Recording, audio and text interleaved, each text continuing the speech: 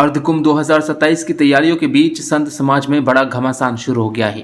अखाड़ा परिषद के अंदर सियासत इस कदर बढ़ गई है कि अब मामला सीधे दो खेमों में बढ़ता नजर आ रहा है। महानिर्वाणी और निरंजनी अखाड़ा आमने सामने हैं और दोनों ही अपने अपने समर्थन और वैधता का दावा कर रहे हैं।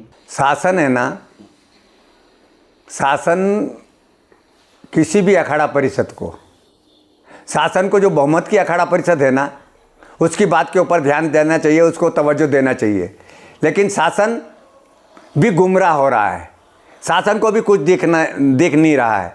और आपने उत्तर प्रदेश के महाकुंभ में ये बात देख ली और उन्होंने, शासन ने सिर्फ अपने बचाव के लिए उन्होंने अखाड़ा परिषद की, सरदासन अखाड़ा परिषद की मीटिंग नहीं बुलाई, उन्होंने 13 अखाड़ों के 26 प्रतिनिधियों की मीटिंग बुलाई थी। भाई 13 अखाड़े 2-2 प्रतिनिधि आ जाइए, वो बुलाई थी।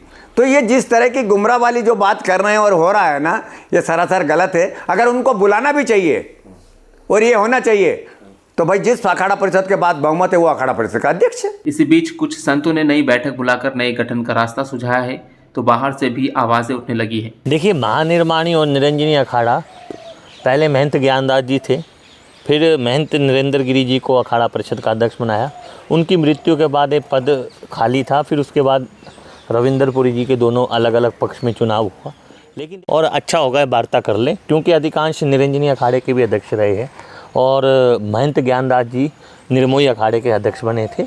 और अब देखिए दोनों पक्ष बैठेंगे, सहानुभूति होगी और हमारे जो 13 के 13 अखाड़े हैं, सनातन का धरोहर है, और 13 के 13 अखाड़े फैसला लेंगे इसमें है। तो अर्धकुंभ के चक्कर में हमें कहना चाह रहे हैं कि अखाड़ों ने कहा है कि हम यहाँ पर स्नान करेंगे। प्रयागराज में भी बैरागी लोग माघ मेला लगाते हैं, तो उज्जैन में भी लगाते हैं, नासिक में भी लगाएंगे। तो उस कारण से उन्होंने को कहा था इसको सूक्ष्म किया जाए।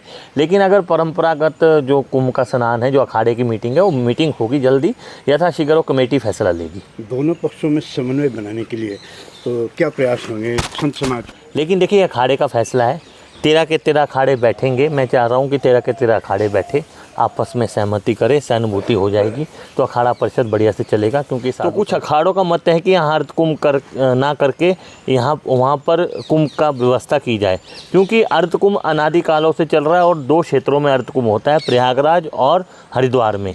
लेकिन किसी ने मांग की थी कि कोरोना ने कुंभ को हुआ नहीं दिव्या भव्या, तो यहाँ के सामाजिक संगठनों ने मांग की थी कि उस तरह से कुंभ लगे।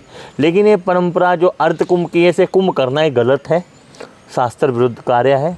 लेकिन जहाँ तक अखाड़ा परिषद की बात है, अखाड़ा परिषद के 2 गुटों में बांटी हुई है और अभी इसके चुनाव होंगे, निष्पक्ष चुनाव होंगे और अखाड़ा परिषद इसमें फैसला लेगा। जो भी जिसको भी अध्यक्ष बनाएंगे तो अखाड़ा परिषद ही बनाएगा। कुल मिलाकर हालात ऐसे हैं कि अखाड़ा परिषद अब एक नहीं 2 हिस्सों में बढ़ चुकी है और दोनों ही पक्ष नए गठन को ही हल बता रहे हैं। अब देखना यह है कि अर्धकुंभ 2027 से पहले ये विवाद सुलझता या और ज़्यादा बढ़ता है। देखिए, आगामी कुंभ किसके पहले जो है स्नान के, जो कल भी माननीय जिलाधिकारी जी ने उन्होंने कल बात की भी थी कि जो स्नान है वो तो पूर्वों की भांति वो रहेंगे ही रहेंगे यहाँ पर।